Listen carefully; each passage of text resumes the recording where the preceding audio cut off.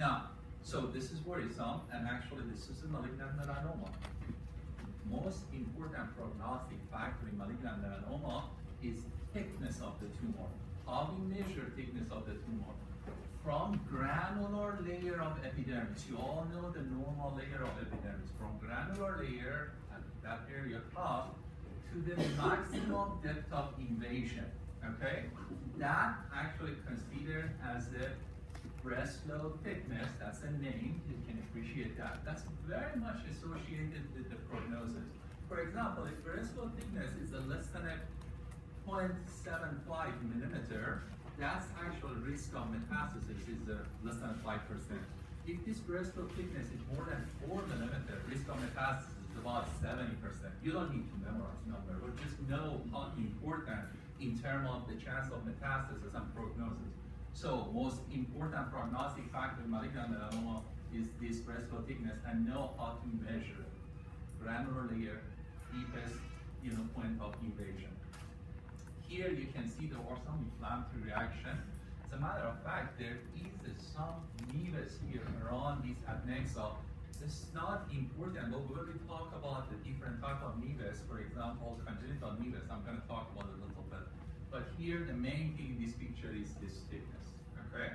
There are other ways to measure or use this thickness. Some people use something they call it Clark's level. That's based on the invasion to each structure. It's not very clinically relevant. For example, Clark level 1, when the invasion actually is the epidermis.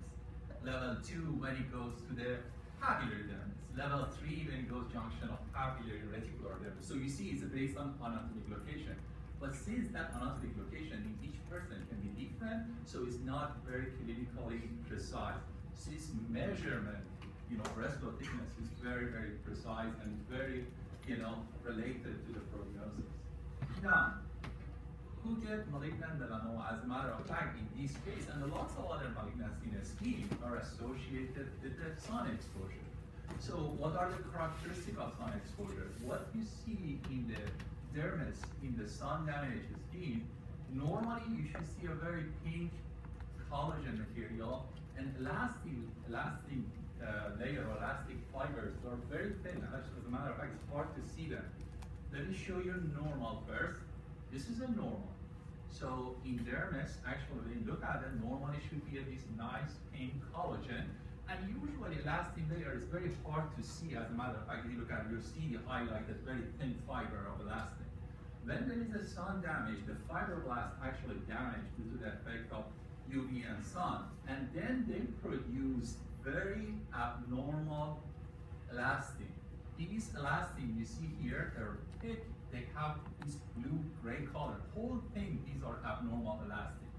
They call these solar elastosis. So one way, as soon as you look at this and you see all these thick blue-gray color, you think about, oh, this is sun-damaged skin. Now, not only melanoma, there are other malignancies in the skin associated with this. Basal cell carcinoma, squamous cell carcinoma, actinic keratosis, which is a premalignant step before squamous cell carcinoma. We're going to talk about it. So, solar elastosis. So, look at this. This is our case. You can see these cells. So, this is epidermis. Here we have a dermis. And these collection or individual cells are malignant cells. You can see what is showing these malignant cells not only invade the dermis, also invade all the layer of epidermis. When they show up as individual cells or collection in the epidermis, we call this a spread pagetoid spread. So anytime you see a neoplastic process involve the epidermis this way, that's malignant. So nevus never actually involve the epidermis. Malignant melanoma not only involve epidermis this way as a collection or individual goes different area in epidermis, also invade to the dermis. So we call this pagetoid spread. As soon as you see that, that's malignant melanoma. Look at the feature of melanoma, malignant melanoma, and next picture we're going to show you nevus. They're large. They're very pleomorphic. The nucleus is different than each other. They have a very prominent nucleoli. There is a mitosis right there. These are all features of malignancy. Also, they have a pigment here. So one day you can look at this and say, oh, this is malignant melanoma. you know it's malignant because of pleomorphism, coli, mitosis. But as soon as you see pigment, that's telling you probably this is malignant melanoma. I want you to compare this with nevus. In nevus, they're much smaller. They're very monotonous. They don't show pleomorphism. There is no mitosis. There is no prominent coli we saw. Nevus can show also pigments, but this benign based on those information I gave you. So that's important. Now, remember, you need to memorize, I'm sorry, there's lots of picture in this exam, so you need to memorize picture. As you know, if the picture actually shows over there, you don't know what is that picture, the rest is not easy. I mean, it's hard to get to the answer. So memorize this picture, look at it multiple times, because that's the first thing, that's the most important thing. So as soon as you see this picture, this is a nevus, okay? Now, this is a lymph node, actually was a sentinel lymph node. And you see this is a lymphoid tissue here, actually with the germinal center. But you look at just right here, these cells.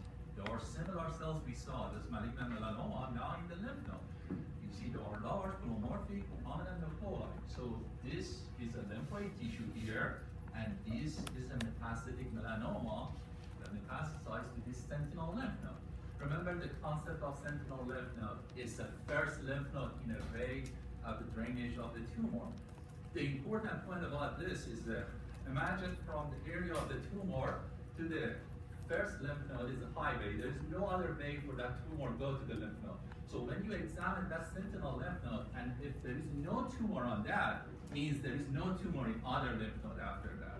So you should always pass from that sentinel lymph node. Because you don't want to take a whole lymph node out. There is lots of complication. When you examine sentinel lymph node, and if it's negative, they're done. It's not metastasized, to the lymphatic or lymph node. But if it's lymph node, sentinel lymph node is positive, then you have to take the others because you have to see how many lymph nodes positive, because that's going to change the staging. So that's the concept of sentinel. Here they usually use the dye at the area of the scar of the tumor and drain and inject, and they will see, they look at the lymph node to see which one is, for example, blue color. Sometimes they use radioactive material and they identify the sentinel lymph node. If you look at these lesions, it's again pigmented. So in differential diagnosis of the pigmented lesion, melanocytic lesion. So first thing is you have to look at that ABCD. If you look at these lesions, have some features that's worrisome for malignant melanoma. For example, you can see there's some area, they're different color, a little bit light, some area darker, brown. It's a little bit irregular. So there are some feature that is worrisome for malignant melanoma, but it's not raised, it's not large. So this entity is, we call it dysplastic nevus. So dysplastic nevus, again, have some features like asymmetry or irregularity, but it doesn't have all the feature of malignant melanoma. By the way, we make a diagnosis on the biopsy. So, when you do biopsy of this, is not like invasive right malignant melanoma, doesn't have all the features, but there are asymmetry. So we don't want to make a diagnosis of dysplastic nevus, but we just want to let you know that some of the melanoma arising from dysplastic nevus, and these are also grossly can be abnormal. Okay? Now, if you have somebody have just one dysplastic nevus like this, the risk of this becoming malignant melanoma is very low. But if somebody have a familial disease, and there are many of these dysplastic nevi, the chance is much higher. As a matter of fact, in some of the familial malignant melanoma syndrome, the chance of these becoming cancer or malignant melanoma is much higher, and they're actually happen faster. So, what strategy? One, the risk is very low. This is the last one. Actually, this is another type of the nevus. So one of the characteristics of these nevus. So right away, you look at this pigmented lesion and look worrisome because it's a little bit irregular, but the color is pretty much the same. But one of the characteristics of this is these hairs. So see, this is a congenital nevus, and congenital nevus means had it from the time of the birth. And usually these can be a little bit, can be a solitary, small, sometimes actually can be very large, can involve the whole extremity.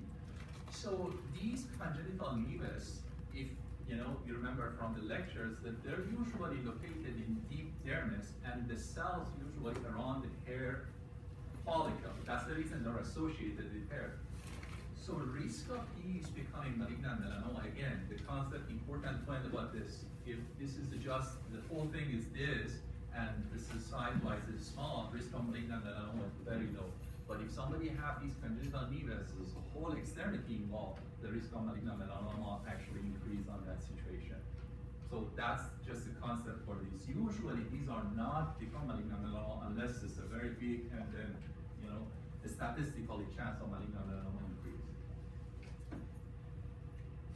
Okay, so this is the first case. Second case, seborrheic keratosis. So this is again one of the differential diagnosis of pigmented lesion.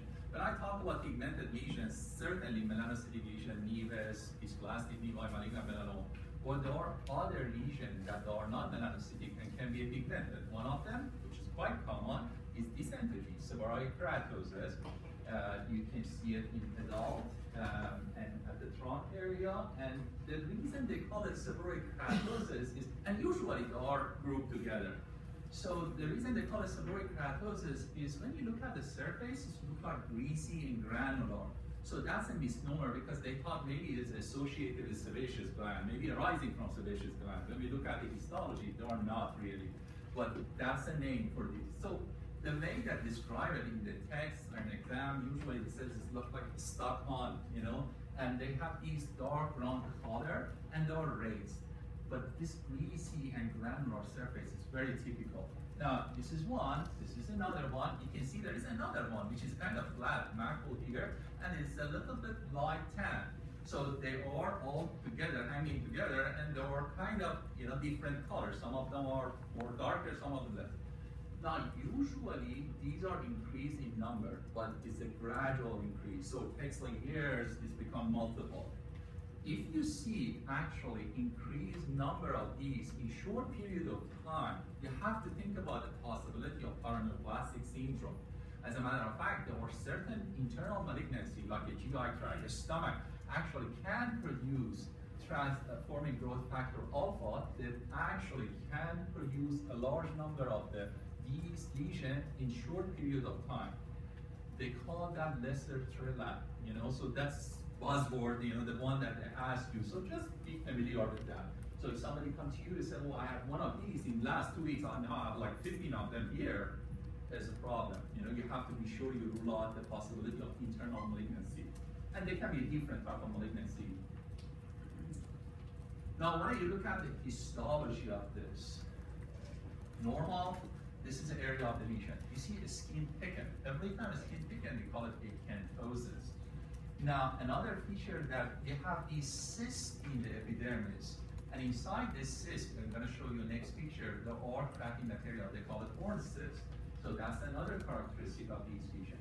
So when you look at the lesion, the proliferation of these cells, they're monotonous, small, and they're very much look like basal cells. So remember the basal cells, the first layer actually of epidermis? So they look like basal cells. They call it basaloid-looking cells. They are proliferating, so it's actually thickening of the skin because of proliferation of cells. And this is that horn cyst, which is a cracking material. This is not a real cyst. I'm going to show you some, you know, cysts in the skin. But just the reason we have this because these hyperkeratosis at the top invaginated inside, making these. So horn cyst with proliferation of these basal-like cells. This is going to be seborrheic keratosis, benign lesion. Okay. And going to be the differential diagnosis of melanocytic because it's pigmented.